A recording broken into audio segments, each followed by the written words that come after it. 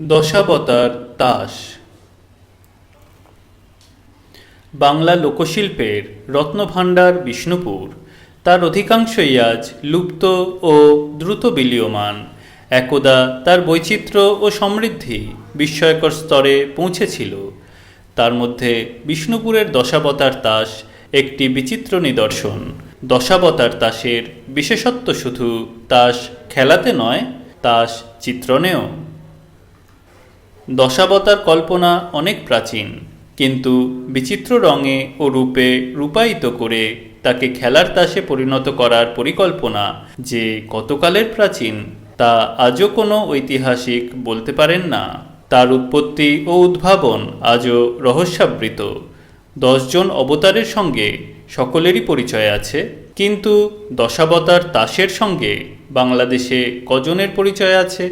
তাস খেলা বাঙালির লোকপ্রিয় খেলা, কিন্তু রাজা রানী আর সাহেব বিবি গোলামের সঙ্গে আমাদের ঘনিষ্ঠতা বেশি। এই সাহেব বিবি গোলামের তাস খেলার প্রবর্তন নিশ্চয় ব্রিটিশ যুগে হয়েছে। রাজা রানীর প্রতাপ বেশি, সাহেব বিবির আধিপত্য গোলামের উপর প্রতিষ্ঠিত। বেশ বোঝা যায় ব্রিটিশের কাছে আমাদের গোলামের ইতিহাসের কলঙ্ক কথা এই সাহেব বিবি গোলামের তাস খেলার মধ্যে খেলার ছদ্মবেশে আত্মগোপন করে রয়েছে। কিন্তু তাস খেলা ব্রিটিশ যুগের চেয়ে অনেক বেশি প্রাচীন। ব্রিটিশ যুগে তার রূপ প্রতীক বদলেছে। ব্রিটিশ যুগের সাহেব বিবি গোলাম ব্রিটিশ পূর্ব যুগে অন্য নামে পরিচিত ছিল।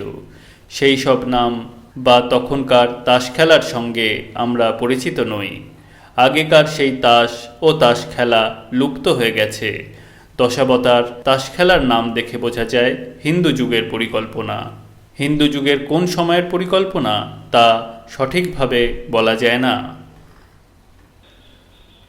মৎস্য, কুর্ম, বরাহ, নৃসিংহ, বামন, রাম ব্র্যাকেটে রঘুনাথ ব্র্যাকেট ক্লোজড, ভৃগুরাম ব্র্যাকেটে পরশুরাম ব্র্যাকেট ক্লোজড, বলরাম, জগন্নাথ ব্র্যাকেটে বুদ্ধ ব্র্যাকেট ক্লোজড ও কল্কি, এই 10 জন হলেন আমাদের পৌরাণিক অবতার। বিষ্ণুপুরের দশাবতার তাস খেলা এই 10 জন অবতারকে নিয়েই পরিকল্পিত। 10 জন অবতারের মূর্তি অঙ্কিত 10খানি তাস, প্রত্যেক অবতারের একজন করে উজিরের চিত্রসহ আরও 10খানি তাস। এই অবতার ও উজিরদের অধীনে 10খানি করে তাস। সমাজের আরও 10 জন বিভিন্ন লোকের মতন, বিভিন্ন শ্রেণীর ও স্তরের এবং সেই অনুপাতে তাদের প্রভাবের তারতম্য, যেমন 10, 9, 8, 7, ছক্কা, পঞ্জা, চৌকা, তিরি, দুরি, টেক্কা। হঠাৎ মনে হয় পৌরাণিক যুগের সমাজের একটা চমৎকার প্রতিচ্ছবি যেন এই সচিত্র দশাবতার তাসের মধ্যে মূর্ত হয়ে উঠেছে। পৌরাণিক অবতারদের ক্ষমতা অসীম, তাদের প্রতিভু হলেন উজিররা, সুতরাং তাদের প্রতাপও যথেষ্ট। তারপর সমাজের বাকি 10 জন, সেখানেও শ্রেণীবিন্যাস সুপরিস্ফুট। 10 থেকে তিরি, দুরি, টেক্কা পর্যন্ত, অর্থাৎ আমির ওমরাহ জমিদার জায়গিরদার থেকে একেবারে পাইক বরকন্দাজ পর্যন্ত। মনে হয় সমাজে শ্রেণীবিন্যাস রীতিমতো কায়েম হবার পরে কোনো এক সময়ে সমাজের প্রতিচ্ছবি রূপে এই সচিত্র তাস খেলার প্রবর্তন হয়েছিল। যেমন দাবা খেলার মধ্যে রাজা রাজরাদের চতুরঙ্গ সেনাবাহিনী সহ যুদ্ধযাত্রার ছবি সুন্দরভাবে প্রতিফলিত হয়েছে, তাস খেলার মধ্যেও তেমনি সমাজবিন্যাসের ছবি ফুটে উঠেছে।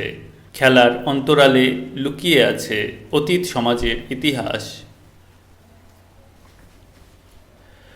বিভিন্ন অবতারের প্রতীক স্বতন্ত্র এবং প্রতীকগুলি তাসের উপর আঁকা। অবতার, উজির ও 10খানি তাস নিয়ে 12খানা তাস প্রত্যেক অবতারের। 10 জন অবতারের 120খানা তাস। অবতারদের প্রতীকগুলি এই: রঘুনাথ ব্র্যাকেটে রাম সমান সমান তীর, বলরাম সমান সমান গদা, ভৃগুরাম সমান সমান টাঙ্গি বা কুঠার, নৃসিংহ সমান সমান চক্র, বামন সমান সমান কমণ্ডলু, জগন্নাথ ব্র্যাকেটে বুদ্ধ সমান সমান পদ্ম, বরাহ সমান সমান শঙ্খ, মৎস্য সমান সমান মৎস্য, কুর্ম সমান সমান কুর্ম, কল্কি সমান সমান খড়গ।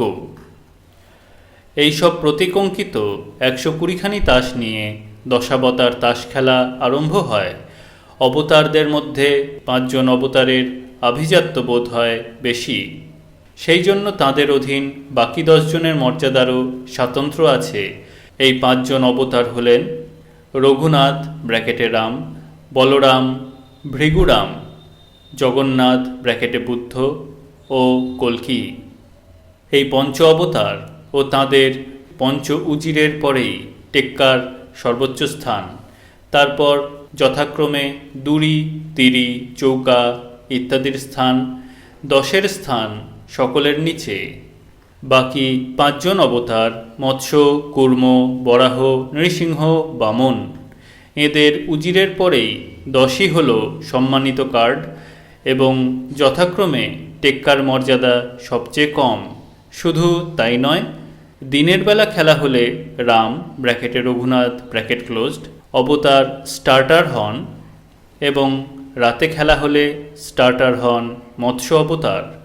এখানেও হঠাৎ মনে হয় যেন রাতের অন্ধকার থেকে জীবজগতের বিকাশের সূচনা এবং দিনের আলোয় ধনুর্বাণধারী মানুষের বিকাশ, জীবজগৎ ও মানব সভ্যতার ক্রমবিকাশের একটা মাইক্রোফিল্ম।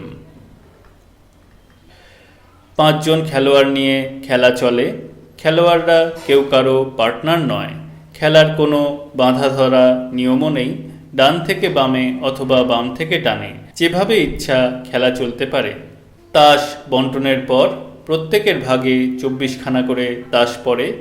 রাম অবতার যার হাতে থাকবেন তিনি দিনের বেলা খেলা হলে স্টার্ট দেবেন।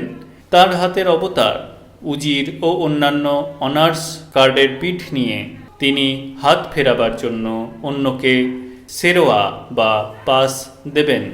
তারপর অন্য খেলোয়াড়ও ঠিক ওইভাবে খেলবেন।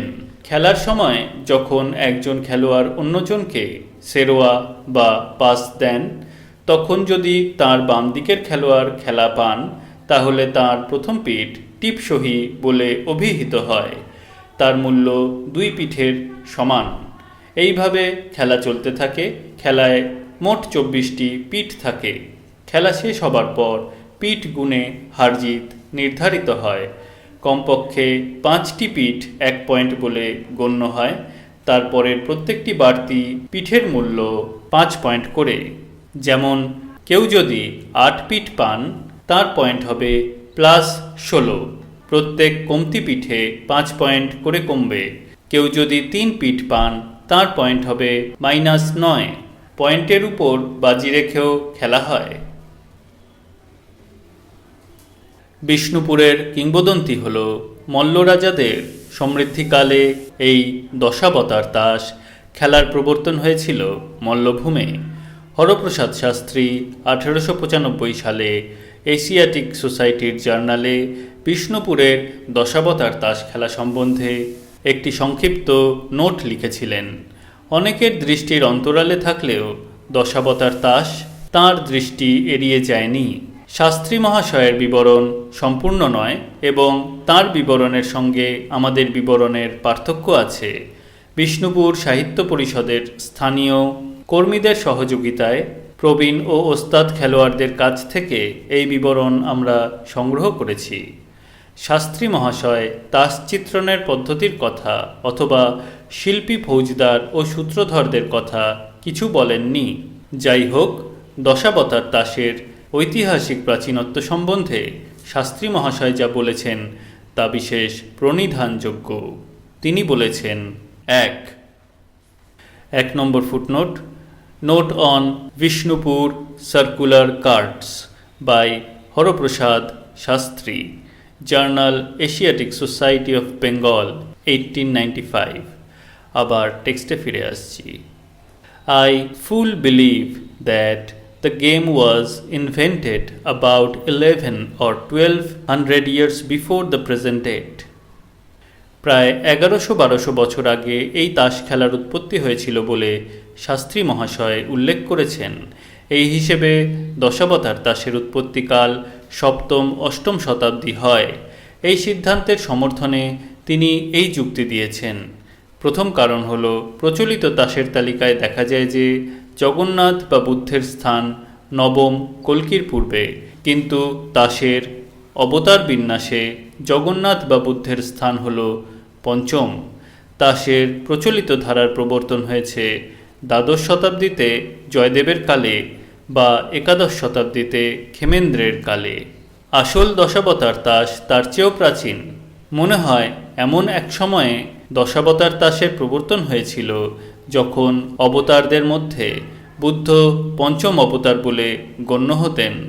বুদ্ধের পঞ্চম অবতার বলে গণ্য হবার কারণও সঙ্গত। বুদ্ধের মূর্তি তাসে জগন্নাথের মূর্তি, কেবল মাথা ও হাত সহ দেহকাণ্ডের মূর্তি। সুতরাং নৃসিংহ ব্র্যাকেটে অর্ধনর ও পশু ব্র্যাকেট ক্লোজড এবং বামনের ব্র্যাকেটে পূর্ণ নর ব্র্যাকেট ক্লোজড মধ্যবর্তী স্থান তিনি অধিকার করতে পারেন স্বচ্ছন্দে। সেই জন্য নিম্নতর জীব মৎস্য থেকে পূর্ণ মানব পর্যন্ত ক্রমবিকাশের স্তরে জগন্নাথ মূর্তি বুদ্ধের স্থান পঞ্চম, খুব যুক্তিসঙ্গত স্থান। দ্বিতীয় কারণ, দশাবতার তাসে বুদ্ধের প্রতীক চিহ্ন পদ্মফুল। সুতরাং এমন এক সময় দশাবতার তাসের বিকাশ হয়েছিল যখন বুদ্ধ পদ্মপাণি নামে পরিচিত হয়েছিলেন। পদ্মই তাঁর প্রতীক হয়ে উঠেছিল। সেটা হয়েছিল বাংলাদেশে মহাযান বৌদ্ধ ধর্মের আধিপত্যের যুগে 800 থেকে 1000 খ্রিস্টাব্দের মধ্যে পাল রাজাদের রাজত্বকালে অথবা তার কিছুকাল আগে। এই হলো শাস্ত্রী মশায়ের যুক্তি। অনেকে বলবেন এ হলো শাস্ত্রী মশায়ের বৌদ্ধবায়, কিন্তু এই ধরনের মন্তব্য করার আগে মনে রাখা দরকার বাংলার ও বাঙালির সংস্কৃতির মধ্যে বৌদ্ধ প্রভাব কম নয়। অনার্য কৌম সংস্কৃতির সঙ্গে এই বৌদ্ধ প্রভাব সর্বত্র মিলেমিশে রয়েছে। বাঙালির উৎসব পার্বণে, লৌকিক খেলাধুলায়, দেবদেবীর পূজা পদ্ধতিতে ও মূর্তিতে দশাবতার তাস পালযুগে উদ্ভাবিত হওয়া আদৌ আশ্চর্য নয়।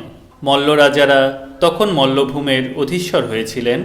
বিশেষ করে দশাবতার তাসের চিত্র এবং সেই চিত্রাঙ্কনের পদ্ধতি দেখলে মনে হয় পাল যুগের সমৃদ্ধিকালেই এই খেলা, এই শিল্প ও শিল্পীদের বিকাশ হয়েছিল।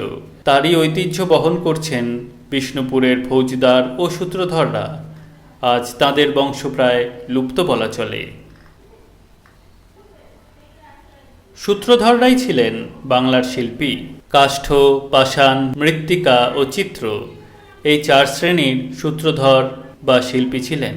কাষ্ঠশিল্পীরা কাঠের কাজ করতেন, পাষাণ শিল্পীরা ছিলেন ভাস্কর, মৃত্তিকা শিল্পীরা মাটির মূর্তি, পুতুল ও পাত্র গড়তেন, আর চিত্রশিল্পীরা আঁকতেন চিত্র। সকলেই সূত্রধর বলে পরিচিত ছিলেন তখন, কিন্তু এখন সূত্রধর বলতে আমরা শুধু কাষ্ঠশিল্পী বুঝি।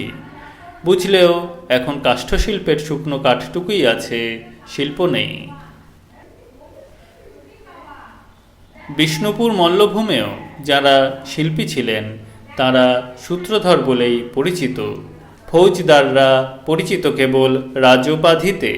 মল্লভূমের মৃত্তিকা শিল্পী, পাষাণ শিল্পী, কাষ্ঠশিল্পী ও চিত্রশিল্পী অধিকাংশই সূত্রধর ও ফৌজদার বলে পরিচিত। ব্র্যাকেটে পালও আছেন ব্র্যাকেট ক্লোজড। মৃত্তিকা শিল্পীদের মধ্যে গদাধর ফৌজদার, সতীশ ফৌজদার, কেদার সূত্রধর প্রভৃতির যথেষ্ট সুনাম ছিল এবং দশাবতার তাস চিত্রণেও তাঁরা প্রচুর সুখ্যাতি অর্জন করেছিলেন। বর্তমানে যতীন ফৌজদার, সুধীর ফৌজদার, পটল ফৌজদার, ভানুপদ পাল, অনিল সূত্রধর প্রভৃতি শিল্পীরা বিষ্ণুপুরে সুপরিচিত। চিত্রবিদ্যার পারদর্শিতা ক্রমেই এদের কমে যাচ্ছে, কারণ বর্তমান সমাজে এদের চিত্র বা মূর্তির সমাদর নেই। জীবন সংগ্রামে এরা সকলেই প্রায় বিপর্যস্ত এবং বংশগত বিদ্যার চর্চাতেও উদাসীন। কিছুদিন পরে চিত্রবিদ্যার এই চর্চাই হয়তো লোপ পেয়ে যাবে। ফৌজদার বংশের বংশধরদের কাছ থেকে দশাবতার তাস চিত্রণের প্রণালী সম্বন্ধে যে বিবরণটুকু সংগ্রহ করেছি তা এখানে সংক্ষেপে বলছি। দশাবতার তাস স্বচক্ষে না দেখলে তা তৈরি করার প্রণালীর মধ্যে বাস্তবিকই যে কতখানি চিন্তা ও উদ্ভাবন শক্তির পরিচয় আছে তা বোঝা যায় না। তাসগুলি বৃত্তাকার এবং বৃত্তব্যাস প্রায় 4 ইঞ্চি হবে। রীতিমতো মজবুত শক্ত তাস, কারণ খেলার জন্য তাস তৈরি হয়, সাজিয়ে রাখার জন্য নয়। তাস তৈরি করার প্রণালী এই: কাপড় 3 ভাঁজ করে পরপর সাজিয়ে আঠা দিয়ে সাঁটা হয়। আঠা হলো তেঁতুল বিচির আঠা বা মাড়ি।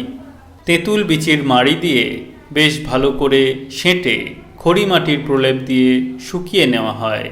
শুকাবার জন্য খড়িমাটির প্রলেপ একাধিকবার দেওয়া হয়। পরে ঝামা পাথর দিয়ে ঘষে উপরটা যতদূর সম্ভব মসৃণ করে নেওয়া হয়। একে বলে তাসের জমিন প্রস্তুত করা। জমিন প্রস্তুত করতে বেশ সময় লাগে। জমিন তৈরি হবার পর চক্রাকারে সেগুলি কেটে ফেলা হয়, তাসের আকার অনুযায়ী কাটা হয়। তারপর আরম্ভ হয় চিত্রাঙ্কন।